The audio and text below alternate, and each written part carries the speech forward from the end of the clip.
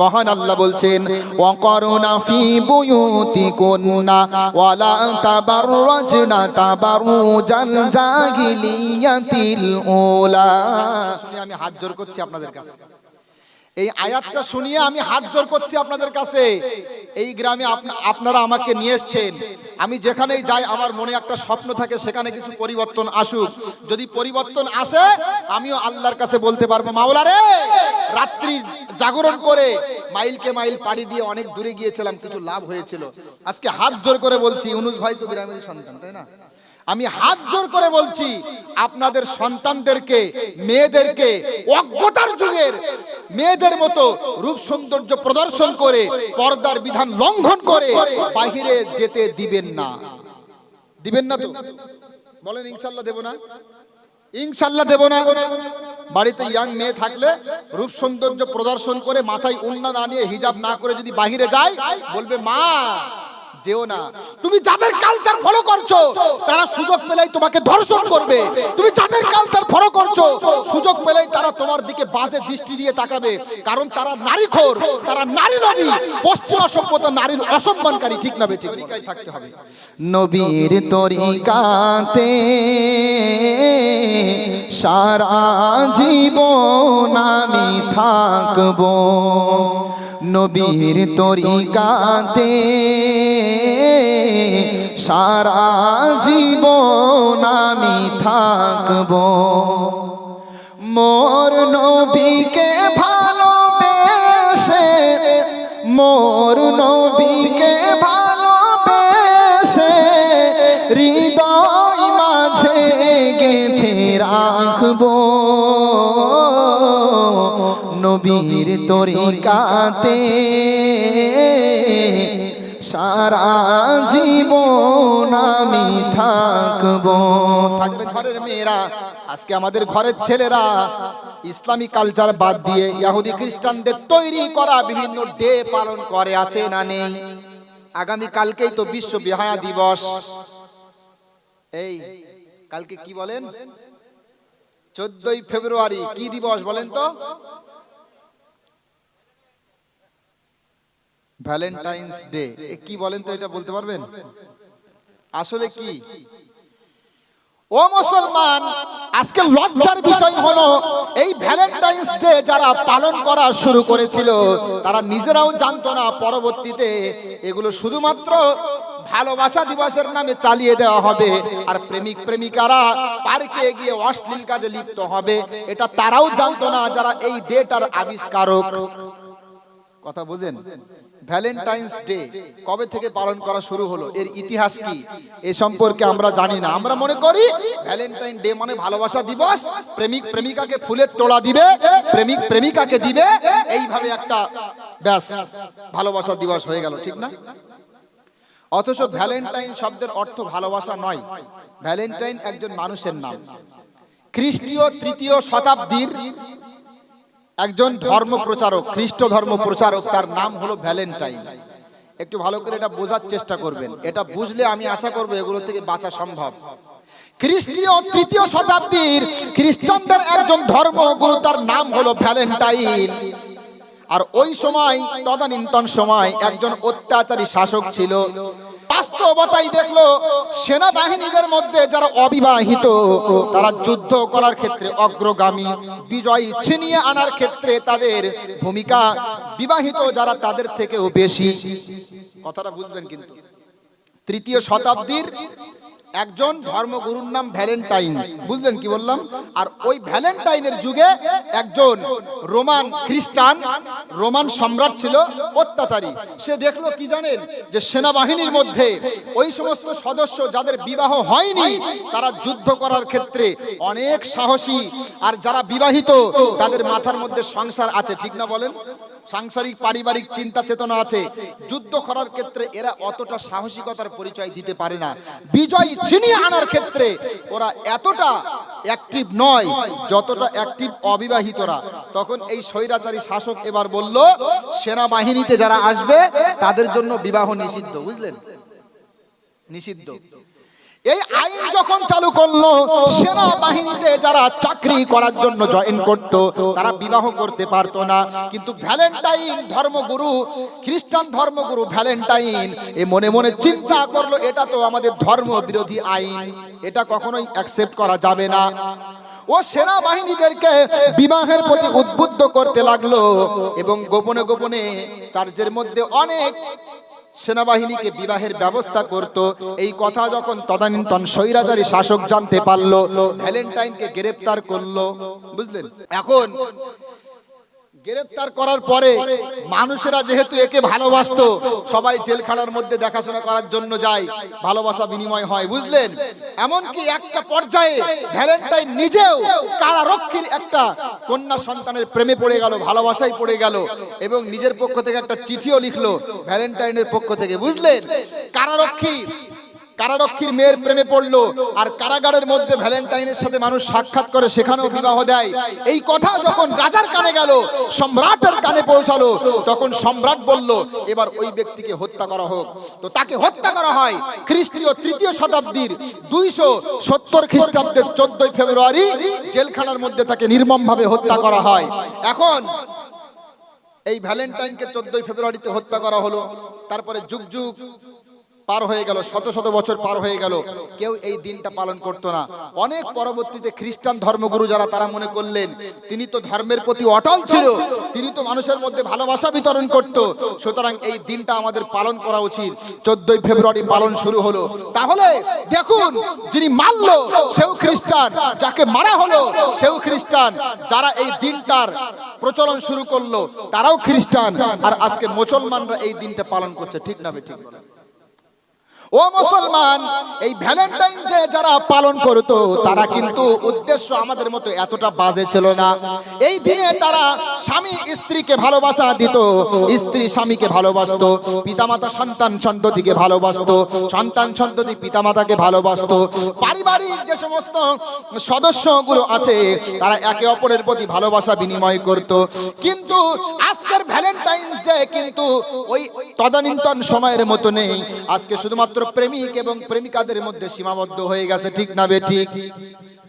মায়ের সাথে ভালো আচরণ করে না, বাপের সাথে ভালো আচরণ করে না, অথচ ফুলের তোড়া নিয়ে 14 ফেব্রুয়ারি আই লাভ ইউ। ঠিক না ঠিক? বলে শালা তুই মর, তোর বুঝি আসবে ঠেলা, মর বুঝি আসবে ঠেলা।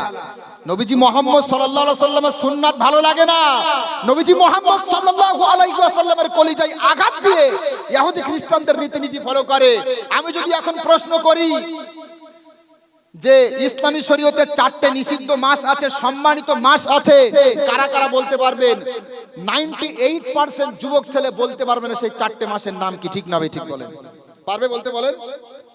আমি যদি এখন যুবক ভাইদেরকে প্রশ্ন করি এই বছরে আরাফাত দিন কোন দিন হয়েছিল বা আরাফার দিনের মর্যাদা কেমন, বলতে পারবে না।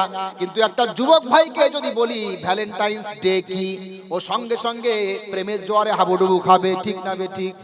এই ভুল বলছি? বলেন বলে। আমি রসুলের মহব্বত অন্তর রাখেন ভাইয়া, একদিন মারা যাব আমরা, রসুলের সুন্নাতের বাইরে কোনো কল্যাণ নেই। নবীজি মুহাম্মদ সাল্লাল্লাহু আলাইহি ওয়াসাল্লামকে ভালোবাসেন, আজকে রোল মডেল হিসাবে কাদেরকে গ্রহণ করছেন? পশ্চিমা সভ্যতাকে রোল মডেল হিসাবে গ্রহণ করছেন। দেখছেন না পশ্চিমা সভ্যতার বুক চিরে একের পর এক মাসুম বাচ্চাদের কান্নার আওয়াজ আমাদের কর্ণকুহরে প্রবেশ করছে। ঠিক না ঠিক? যাদেরকে আমরা রোল মডেল মনে করি, যাদেরকে আমরা মডেল মনে করি, যাদের ফটো আমরা আমাদের বাড়িতে সাজিয়ে রাখি, যাদেরকে আমরা অনুসরণ করি, বড় বড় বিজ্ঞানী, বড় বড় বিত্তশীল, এই সমস্ত মানুষগুলোর ব্যাপারে আজকে আমরা শুনতে পাচ্ছি অ্যাবস্টেইন ফাইলস। ঠিক না ঠিক? বলেন। হাজার হাজার পৃষ্ঠার নথি, এর মধ্যে বিশ্বের এমন এমন মানুষের নাম রয়েছে যাদেরকে আমরা অনুসরণযোগ্য মনে করি। মাসুম মাসুম বাচ্চাদেরকে ধরে নিয়ে গিয়ে ধর্ষণ করে, এরপরে তাদেরকে নির্মমভাবে হত্যা করে। এমনকি এটাও শুনতে পাচ্ছি মাংস পর্যন্ত নাকি খেয়েছে। বলেন নাউযুবিল্লাহি মিন যালিক। আজকে মা বোনদেরকে বলছি, আপনাদের পর্দা করতে মন চায় না, পর্দার কথা বললে আপনাদের পর্দা করতে মন চায় না। ইসলাম আমাদেরকে প্যাকেটের মধ্যে আবদ্ধ করেছে, ইসলাম আমাদেরকে বোরকার মধ্যে আবদ্ধ করেছে। এটাও অনেকে বলে, অনেক মুসলমানের মেয়ে হয়ে পর্দা করতে চায় না। বোরকার কথা বললে নাক সিটকানি মারে, আরে বোরকা কেন করবো, বোরকা কেন করবো? ইসলাম তো আমাদেরকে আবদ্ধ জীবন দান করেছে। আরে না, আপনাকে ভালোবেসে বলছি, আপনি যাদেরকে অনুসরণ করছেন তারা সুযোগ পেলেই আপনাকে ক্ষতি করবে, ঠিক না ঠিক বলেন? পশ্চিমা সভ্যতা ইসলামের পর্দা প্রথার বিরুদ্ধাচারণ কেন করে এটা আমার সামনে এখন স্পষ্ট। শিয়াল কখনো চাইবে না মুরগি খাঁচার মধ্যে বন্দী থাকুক, ঠিক না ঠিক বলেন? চাইবে বলেন? শিয়াল কখনো চাইবে না মুরগি খাঁচার মধ্যে থাকুক, শিয়াল চাইবে মুরগি উন্মুক্ত থাক, সুযোগ পেলেই ধরবো। ও মুসলমান, ভালো করে বোঝার বিষয়, যাদেরকে আমরা অনুসরণযোগ্য মনে করছি তারা আজকে প্রত্যেকেই প্রমাণিত অথবা সন্দেহভাজন ভক্ষক। পশ্চিমা সভ্যতা বলে আমরা নারীর স্বাধীনতা দিয়েছি, আমরা নারীর নিরাপত্তা দিয়েছি, আমরা নারীর সম্মান দিয়েছি, আমরা নারীর ভোটাধিকার দিয়েছি, চাকরি দিয়েছি, ইত্যাদি ইত্যাদি দাবি করে। ওরা কি বলে? আমরা নারীর স্বাধীনতা দিয়েছি, মানবাধিকারের দাবিদার তারা। ও মুসলমান, চাকরি, পড়াশোনা, ভোট ইত্যাদি এগুলো অবশ্যই অধিকার, আমরা অস্বীকার করি না। মনে রাখবেন, পশ্চিমা সভ্যতা কোন কোন ক্ষেত্রে নারীর অধিকার দিয়েছে যাদের সাথে, যেটার সাথে আমাদের কোনো দ্বিমত নেই, কিন্তু বিষয় হলো পশ্চিমা সভ্যতা নারীকে সম্মান দেয়নি, ঠিক না ঠিক? আজকে দেখেন তো ওরা নারীকে কি সম্মান দিয়েছে। পশ্চিমা মিডিয়াগুলো যদি আপনি দেখেন, দেখবেন গাড়ি বিক্রি করতে নারীর শরীর প্রদর্শন, সাবান বিক্রি করতে নারীর শরীর প্রদর্শন, তেল বিক্রি করতে নারীর শরীর প্রদর্শন, বাড়ি বিক্রি করতে নারীর শরীর প্রদর্শন, জামা কাপড় বিক্রি করতে নারীর শরীর প্রদর্শন। এমনকি সিনেমা যেগুলো তৈরি করে, সিনেমাতে একটা পুরুষ মাথা থেকে নিয়ে পা পর্যন্ত ঢাকা থাকে, কিন্তু একটা নায়িকা নাউযুবিল্লাহি মিন যালিক ছোট ছোট পোশাক পরিধান করে, ঠিক না ঠিক? এটা কি সম্মান ভাই? আজকে মেয়েদেরকে তারা সুন্দরী হিসাবে উপস্থাপন করেছে। একটা ছেলে যদি বড় হয়, একটা ছেলে যদি বুড়ো হয়, সে হয় অভিজ্ঞ, আর একটা নারী যদি বুড়ি হয়, বার্ধক্যে উপনীত হয়, তাহলে সে আর আকর্ষণীয় থাকে না, ঠিক না ঠিক বলে? একটা ছেলে বড় হলে বলা হচ্ছে অভিজ্ঞ, আর একটা নারী বড় হলে সে আর আকর্ষণীয় নয়। কেন? একটা নারী যদি শিক্ষিত হয়, দীর্ঘদিন ধরে সে একটা জায়গায় যায়, তো তাকে নিয়ে আড্ডাও দেখি দেবে না। সুন্দরী সুন্দরী নারীগুলোর ছোট ছোট পোশাক পরিয়ে সাবানে অ্যাড দিচ্ছে, তেলের বোতলে অ্যাড দিচ্ছে, জামা কাপড়ে অ্যাড দিচ্ছে। ওরা পশ্চিমা সভ্যতা। আমরা নারীদেরকে সম্মানের নাম দিয়ে এই রকম অসম্মান করি না। আমরা নারীকে সোনার মতো সম্মান দিয়েছি, ঠিক না ঠিক বলেন? সিটি গোল্ড সোনার মতো দেখতে, রাস্তায় খুলে মেলে বিক্রি হয়, কিন্তু সোনার জন্য আলাদা দোকান রয়েছে, দোকানে ঢুকতে গেলে ঢুকতে পারবেন না, একজন দারোয়ান আছে, পারমিশন নিয়ে যেতে হবে। এরপরে সিসিটিভি আছে। সোনাটা কাচের মধ্যে, ছোট্ট একটা বাক্সের মধ্যে, আবার বাক্সের মধ্যে তুলোর মধ্যে কত সুন্দর করে পেঁচিয়ে রেখেছে, ঠিক না ঠিক? আর সিটিগুলো খোলা মেলা রাস্তায় বিক্রি হচ্ছে। আকলমান কে লিয়ে ইশারা কাফি হে, আল আকিলু তাকফিহুল ইশারা। যারা জ্ঞানী তাদের জন্য ইশারাই যথেষ্ট। নারীকে সম্মান দিয়েছি। নারী আমাদের কাছে অ্যাড দেওয়ার জিনিস না, নারী আমাদের কাছে প্রদর্শন করার জিনিস না, নারী আমাদের কাছে রাস্তার ধারে ব্যানারে উলঙ্গ করে টানিয়ে রাখার জিনিস না, নারী আমাদের কাছে সম্মানের বিষয়, ঠিক না ঠিক বলে? যদি কেউ না বোঝে আপনি বোঝাতে পারবেন না। আজকে একটা ধর্মগুরু দেখলাম, বুঝলেন, আমার অমুসলিম ভাইদের একজন ধর্মগুরু, আমি নাম বলবো না, তাদের নাম নিতে আমার এই জাতীয় ধর্মগুরুর নাম নিতে আমার লজ্জা লাগে বা আমি নিজে বিরক্ত ফিল করি। সে বলছে বোরকার মধ্যে নারীরা জ্বলছে, নারীদের এক বুক জ্বালা, বোরকা পড়লে তাদের অন্তরটা জ্বলে যায়, কত কষ্ট তাদের মধ্যে ইসলাম তাদের উপরে চাপিয়ে দিয়েছে। আরে গবরখোর মাল, তোর সাহস থাকলে আমাদের সাথে বস না, বসে আমাদের সাথে ডিবেট কর, আমরা প্রমাণ করব যে আসলে সম্মান নারীকে কোন ধর্ম দিয়েছে। এত বেশি উল্টো পাল্টা অপপ্রচার করছে, আমি নিজেও ফোন করেছি, কথা বলতে ইচ্ছুক না। একের পর এক ইসলামের বিরুদ্ধে ভিডিও তৈরি করছে। কখনো তো বলছে কোরআন নাকি অমুসলিমদেরকে হত্যা করতে বলে, বলছে না বলেন? একের পর এক ভিডিও অনেকেই তৈরি করছে, কিন্তু আমাদের মনে বড় স্বপ্ন, তোমরাও তো ধর্মগুরু, আমরাও ধর্মগুরু, এই রকম কাদা ছোড়াছুড়ি করলে সাধারণ মানুষগুলো যুদ্ধের দ্বার প্রান্তে উপনীত হবে, ক্ষতির দিকে যাবে। আমরা এই রকম দাঙ্গা হাঙ্গামা না করে এক জায়গায় বসে একটা মীমাংসা করি, বা এক জায়গায় না বসলে অন্তত লাইভ করে একটা ধর্ম নিয়ে আলোচনা করি, ঠিক না? তুমি বলছো মুসলমানদের কোরআন অমুসলিমদেরকে হত্যা করতে বলে, আমি বলবো আমার কোরআন এটা বলে না, তুমি কেন চাপিয়ে দিলে? আমরা আলোচনা করতে চেয়েছিলাম যে এক জায়গায় বসে আমরা আলোচনা করি, দেখি সত্যি সত্যি আমাদের ধর্মে এমনটা আছে কিনা, দেখি সত্যি সত্যি আমাদের ধর্মে মেয়েদের স্বাধীনতা আছে কিনা, আলোচনা করি। আলোচনা করবে না, পিছনে ভিডিও তৈরি করছে, আলোচনায় বসতে রাজি না। এখান থেকেই বোঝা গেল তোমরা মূর্খ, ঠিক না ঠিক বলেন? এখান থেকেই বোঝা গেল তোমরা মূর্খ। তোমাদের 5 মিনিট ক্ষমতা নেই আমাদের সামনে বসে ইসলাম ধর্ম সম্পর্কে কথা বলা, কিন্তু পিছনে পিছনে বড় বড় লেকচার মারো তোমরা। লজ্জা করা উচিত, ধর্মগুরু হিসেবে বসে আছো। আমরা তো বসতে চাই। এই এখন আমি বক্তব্য করছি, এখন যদি এই জাতীয় ধর্মগুরু, নাম বলবো না, তারা যদি ফোন করে বলে এখনই লাইভ করতে চাই, আমি এখনই রাজি, আলহামদুলিল্লাহ, এখনই আপনাদের সামনে লাইভ করব। আমি প্রমাণ করব সে একটা মিথ্যুক, আমি প্রমাণ করব সে একটা গন্ডমূর্খ, ইনশাআল্লাহ পারবো প্রমাণ করতে। কিন্তু তারা বলবে না, বুঝলেন? বিশ্বাস করেন।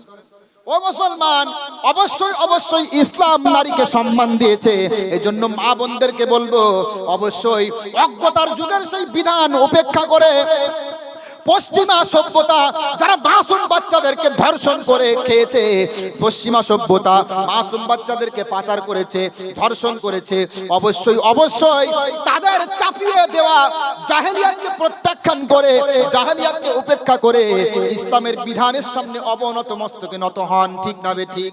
মহান আল্লাহ বলছেন, ওয়াকারুনা ফি বুয়ুতিকুন্না ওয়ালা তাবাররাজনা তাবারুজাল জাহিলিয়াতি।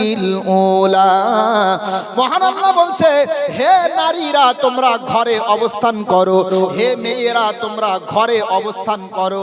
জাহেলি যুগের, অজ্ঞতার যুগের মেয়েদের মতো রূপ সৌন্দর্য প্রদর্শন করে, অজ্ঞতার যুগের মেয়েদের মতো রূপ সৌন্দর্য চর্চা করে তোমরা বাহির হইও না। কথাকার আজকে এই আয়াতটা শুনে আমি হাত জোড় করছি আপনাদের কাছে, এই আয়াতটা শুনিয়ে আমি হাত জোড় করছি আপনাদের কাছে।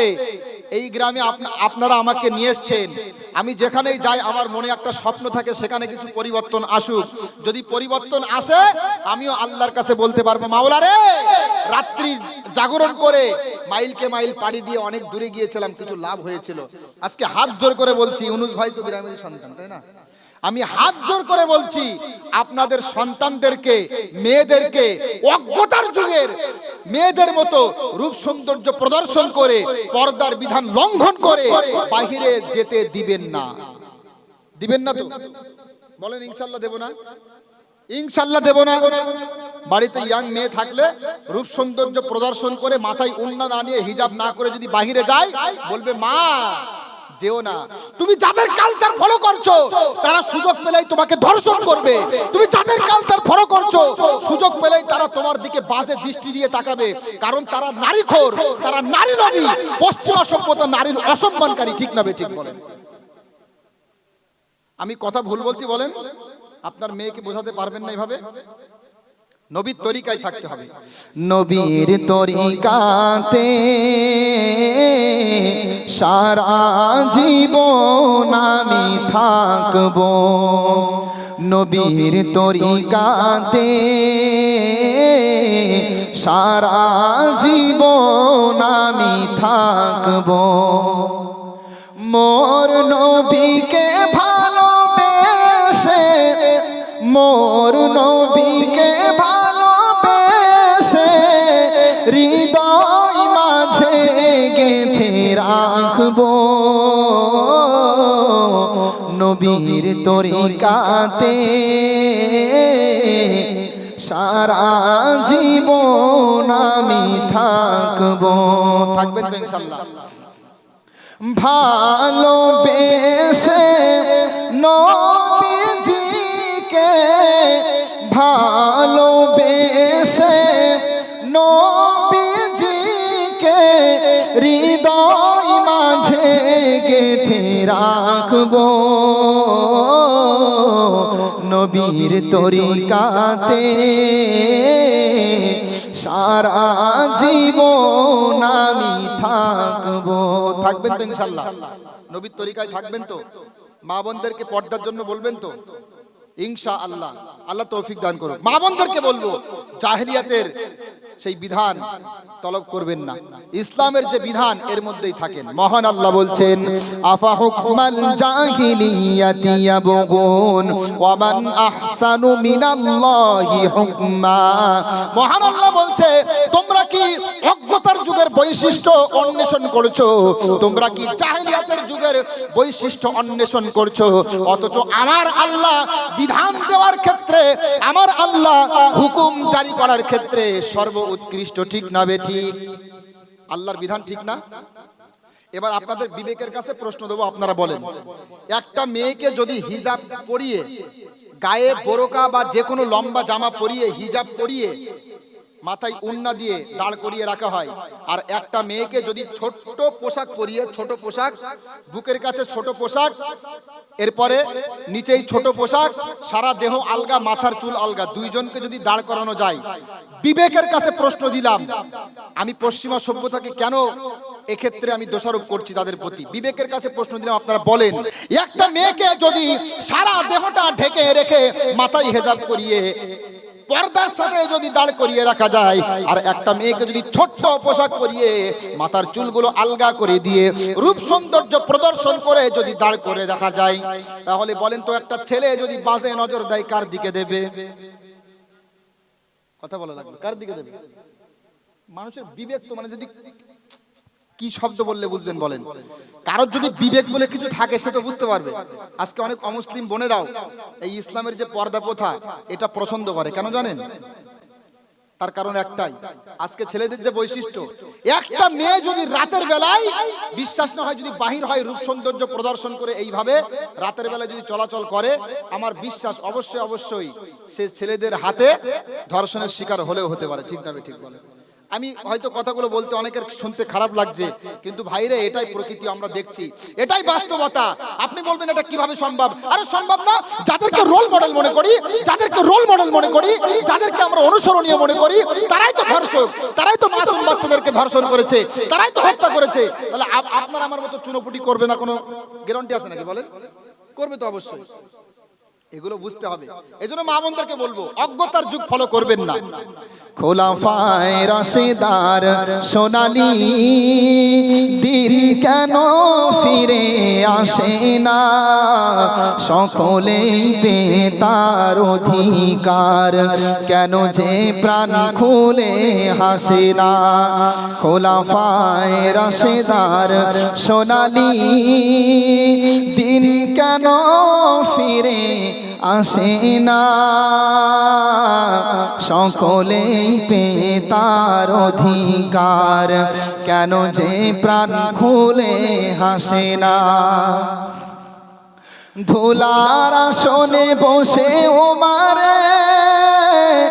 রাজ্য শাসন করিত, খলিফা ওমরের শাসনে না খেয়ে কেউ নাহি মরিত।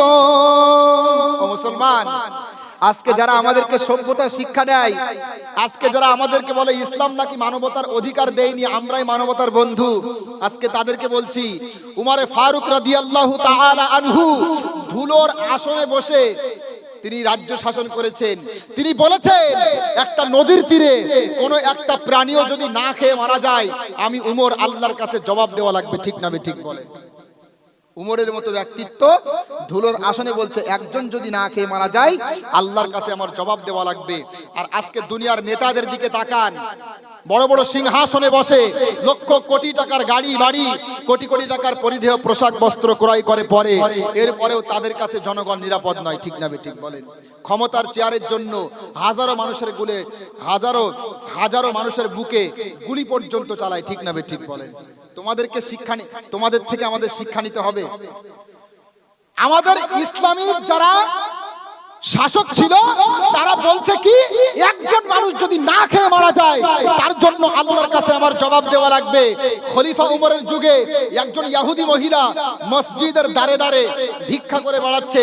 হযরত উমর এটা দেখার পরে ওই মহিলা, সে যদিও ইহুদি যদিও অমুসলিম, আমার আপনার প্রিয় উমর রাদিয়াল্লাহু তাআলা আনহু ওই বৃদ্ধা মহিলার জন্য ইসলামী কোষাগার থেকে নির্দিষ্ট অংশের একটা ভাতার ব্যবস্থা করেছিলেন। বলেন সুবহানাল্লাহ। সাহাবী উমর অমুসলিম মহিলার জন্য নির্দিষ্ট অঙ্কের একটা অর্থের ব্যবস্থা করছেন ইসলামী কোষাগার থেকে, যদিও সে অমুসলিম। আর আজকে বড় বড় সিংহাসনে বসে জনগণকে একটার পর একটা হেনস্থার শিকার করছে, আর ওরা বলছে ইসলাম হলো মানবতা বিরোধী, আমরা মানবতার পক্ষে। শয়তান, চোরের মায়ের লম্বা গলা। যারা মানুষের রক্ত যাদের গায়ে আছে তারা জানে মানবতার শত্রু কারা। হযরত উমর ধুলোর আসনে বসে বলছে একজন যদি না খেয়ে মারা যায় তার জন্য উমর আমি দায়ী হব। বলেন সুবহানাল্লাহ। এর নাম মানবতা। মানবতা আমাদের শেখাতে হবে না। আরে আমরা শেখানোর জাতি, আমরা শেখার জাতি না। ঠিক না ঠিক? আমাদের ইতিহাস পড়ো, ইতিহাস পড়লে বুঝতে পারবে কারা ছিল মুসলিম মনীষীগণ। মুহাম্মদ সাল্লাল্লাহু আলাইহি ওয়াসাল্লামের বিরুদ্ধে মাঝে মাঝে চুলকানি ওঠে অনেকের। মুহাম্মদের জীবনী আল্লাহর কসম করে বলছি জানে না, বিশ্বাস করেন। যদি জানতো মাঝে মাঝে মন্তব্য করতো না। মুহাম্মদের জীবনীতে যা আছে না, বললে অমুসলিম ভাইরা প্রভাবিত হবে, বিশ্বাস করেন। অমুসলিম ভাইরাও অবাক হয়ে যাবে, এত ভালো মানুষ ছিলেন নবীজি মুহাম্মদ সাল্লাল্লাহু আলাইহি ওয়াসাল্লাম। চিন্তা করেছেন? তাই বলছে খলিফা উমরের শাসনে না খেয়ে কেউ নাহি মরিত, ধুলার আসনে বসে উমারে রাজ্য শাসন করিত। খলিফা উমরের শাসনে না খেয়ে কেউ নাহি মরিত, সেই উমারের মতো এ ধরায় কোনদিন আর কি হবে না। খোলাফায়ে রাশেদার সোনালী দিন কেন ফিরে আসে না, সকলেই পেয়ে তার অধিকার, কেন যে প্রাণ খুলে হাসে না। ঠিক না? ঠিক বলেন। তাহলে সেই উমারের চরিত্র ফলো করবেন তো ইনশাআল্লাহ? সেই নবীজি মুহাম্মদ সাল্লাল্লাহু আলাইহি ওয়াসাল্লামের তরিকা ফলো করবেন তো ইনশাআল্লাহ? আল্লাহ আমাদের বোঝার তৌফিক দান করুন। মুসলমানদেরকে বুঝতে হবে বিষয়টা। যারা আজকে দাবি করছে আমরা নারীদের সম্মান দিয়েছি, যারা আজকে দাবি করছে আমরা নারীদের সম্ভ্রান্ত দিয়েছি, অধিকার দিয়েছি, আজকে এই উন্নত বিশ্বের বুক চিরে নারীদের কান্নার আওয়াজগুলো ভেসে আসছে। ঠিক না ঠিক বলেন? এখান থেকে বোঝা গেল ইসলাম নারীদেরকে কতটা স্বাধীনতা দিয়েছে, বাকি অন্যান্যরা কতটুকু স্বাধীনতা দিয়েছে। আল্লাহু আকবার, আল্লাহু আকবার। নারীদের প্রকৃত সম্মান, নারীদের প্রকৃত মর্যাদা ইসলামেই আছে। ঠিক না ঠিক বলেন? ও মুসলমান, আজকে যারা আমাদেরকে সভ্যতা শেখাচ্ছে, আজকে যারা আমাদেরকে মানবতা শেখাচ্ছে, আজকে যারা আমাদেরকে নারী স্বাধীনতা শেখাচ্ছে, আমরা যদি তাদের কাছে প্রশ্ন করি বৃদ্ধাশ্রম কারা তৈরি করলো, বৃদ্ধাশ্রমের প্রচলন কারা তৈরি করলো, এর অ্যানসার কিন্তু তারা দিতে পারবে না। ঠিক না? আম্মা জান যদি বুড়ি হয়ে যায়, আপনার আম্মা জান যদি বার্ধক্যে উপনীত হয়ে যায়, ও মুসলমান, ইসলাম নারীকে কেমন সম্মান দিয়েছে দেখেন।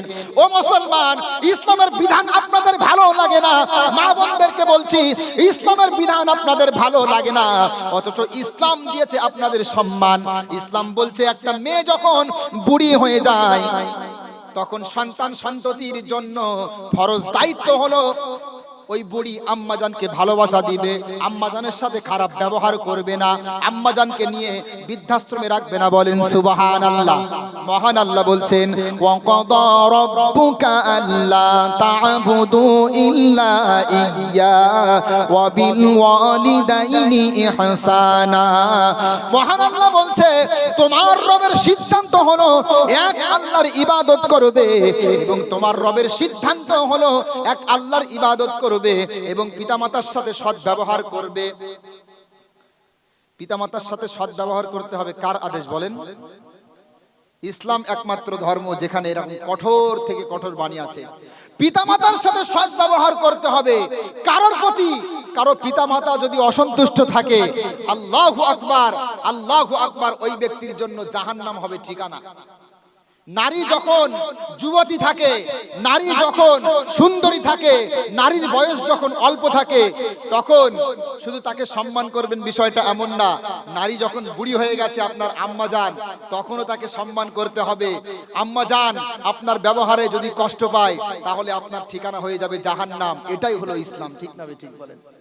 মহান আল্লাহ বলছেন, ইম্মা ইয়াবলুগান্না ইনদাকাল কিবারা আহাদুহুমা আও কিলাহুমা ফালা তাকুল লাহুমা উফফি ওয়ালা তানহারহুমা। এই আয়াত দ্বারা বৃদ্ধাশ্রম হারাম।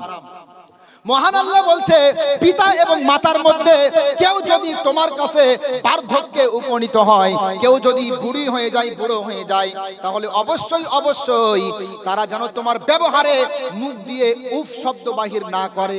ফালা তাকুল্লাহুমা উফিন, তুমি যেন তাদের ব্যবহারে মুখ দিয়ে উফ শব্দ বাহির না করো। এখানে বোঝার আছে, একটু বোঝেন। আপনাদের সমাজে অনেকে আছে, ছেলেরা বাপ মাকে ভাত দেয় না, আছে না নেই বলেন? আছে ভাই, সত্যি সত্যি। নাউযুবিল্লাহি মিন জালিক। পিতামাতাকে খোঁজ নেয় না, ভাত দেয় না, পিতামাতার সাথে খারাপ ব্যবহার করে, পিতামাতার সাথে বাজে আচরণ করে, এমন দুর্ভাগা হতভাগা সন্তান আছে না নেই বলেন? সবাইকে বলছি, ভালো করে শোনেন। আল্লাহ বলছেন, পিতামাতাকে কষ্ট দেওয়া তো দূরের কথা, আপনার পিতামাতা কষ্ট পেয়ে মুখ দিয়ে বিরক্ত ফিল করবে, এটা তো দূরের কথা।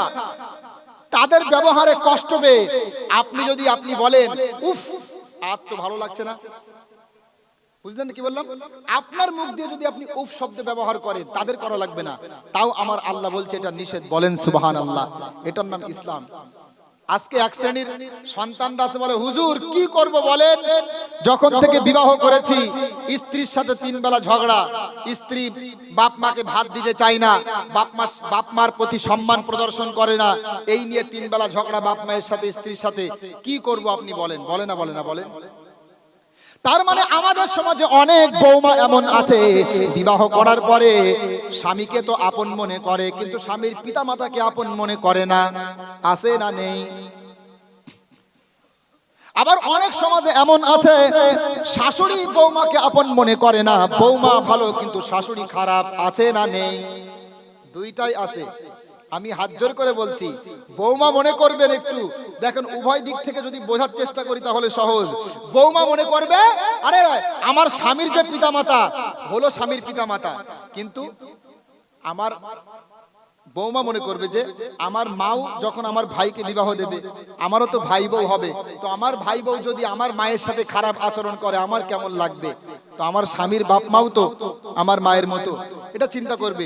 শাশুড়ি যদি দাজ্জাল মার্কা হয়, বউয়ের সাথে খারাপ আচরণ করে, শাশুড়িও চিন্তা করবে আজকে আমি আমার বৌমার সাথে খারাপ ব্যবহার করছি, কিন্তু আমারও তো মেয়ে আছে, আমার মেয়েটার সাথে যদি আমার মেয়ের শাশুড়ি খারাপ ব্যবহার করে তাহলে কেমন লাগবে?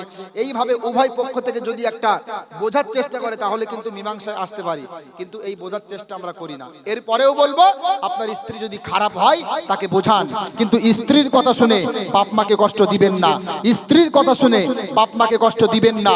পিতামাতার সাথে যারা অসৎ ব্যবহার করে, পিতামাতার সাথে যারা খারাপ ব্যবহার করে, খারাপ আচরণ করে, তাদেরকে কিন্তু আল্লাহ মাফ করবে না।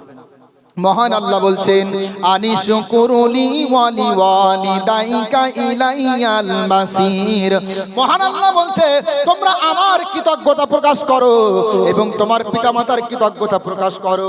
তার মানে এই আয়াতের ব্যাখ্যা করতে গিয়ে মুফাসসিরিনে কেরাম বলেন, কেউ যদি পিতামাতার প্রতি শ্রদ্ধাশীল হয় কিন্তু আল্লাহর প্রতি শ্রদ্ধাশীল না, তাহলে পিতামাতার প্রতি শ্রদ্ধাশীল হওয়া কবুল হবে না।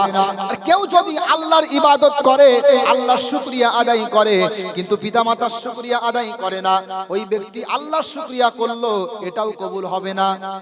তার মানে দুইটাকেই ঠিক রাখতে হবে। তাহলে বলেন, পিতামাতা যাদের বেঁচে আছে মহব্বত দিবেন তো ইনশাআল্লাহ? এই স্ত্রীর কথা শুনে পিতামাতাকে আপন পর করিয়েন না। আজকে অনেক বউ আছে দাজ্জাল মার্কা।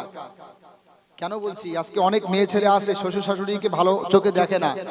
মনে রাখবেন, আপনার স্ত্রী যদি হারিয়ে যায় কখনো, আপনি আবারও হয়তো স্ত্রী পেতে পারেন, বিবাহ করলে পাবেন আসল স্ত্রী। আসল না নকল? বলেন আসল না? এই আপনার স্ত্রী যদি আল্লাহ না করুক যদি ইন্তেকাল করে, আপনি যদি আবার বিবাহ করেন, আর একটা স্ত্রী হবে। আসল না নকল? নকল। আসল তো। স্ত্রী তো আসল হবে, কিন্তু মা যদি একবার হারিয়ে যায়, আপনার আব্বা যদি আরেকটা বিবাহ করে আরেকটা মা পাবেন, সেটা আকল না নকল বলেন? নকল। এমনকি আমাদের সমাজে বলা হয় সৎ মায়ের অপর নাম দাজ্জাল, ঠিক না ঠিক বলেন? যদিও অনেক সৎ মা ভালো হয়, এজন্য কবি বলছেন মায়ের সেবা কেউ ছেড়ো না, মায়ের কথা কেউ ভুলো না, মা হারালে মাকে পাবে না, মা হারালে মাকে পাবে না। মায়ের সেবা কেউ ছেড়ো না, মায়ের কথা কেউ ভুলো না, মা হারালে মাকে পাবে না। যে মা জগত দেখালো, দেখালো চাঁদ সূরজের আলো, যে মা জগত দেখালো, দেখালো চাঁদ সূরজের আলো, সেই মায়ের মানিকে অতি অধম, সেই মায়ের মানিকে অতি অধম, দেয় মাকে সে যন্ত্রণা, মা হারালে মাকে পাবে না, মা হারালে মাকে পাবে না। যাদের বাড়িতে আম্মাজান আছে ভালোবাসা দিবেন তো? তো আমি যে কথা বলছিলাম, ইসলাম নারীকে সম্মান দিয়েছে, সন্তান হিসেবে সম্মান, স্ত্রী হিসেবে সম্মান, মা হিসেবে সম্মান। যখন বুড়ি হয়ে গেল তখনও সম্মান। বৃদ্ধাশ্রমে কোনো মুসলমান তার মাকে রাখতে পারে না, ঠিক না ঠিক বলেন? অনেক শহর এলাকাতে আমরা শুনেছি মুসলমান তারপরেও আম্মাজানকে বৃদ্ধাশ্রমে রাখে। এটা ইসলামী শরীয়ত কখনো সমর্থন করেন। আল্লাহ বোঝার তৌফিক দান করুক, বলেন আমিন। এগুলো জাহেলিয়াত, জাহেলিয়াতের সাথে আমাদের কোনো সম্পর্ক নেই। আমরা মুসলমান।